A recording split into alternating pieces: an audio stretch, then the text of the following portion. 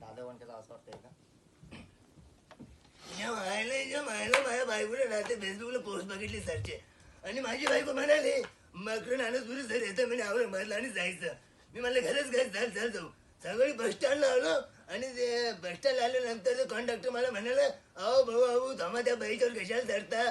मी त्या कंडक्टरला म्हणालो अरे त्या बाईचा मी नवरा मी नाही चढणार तो कोण चढीच्या मायला.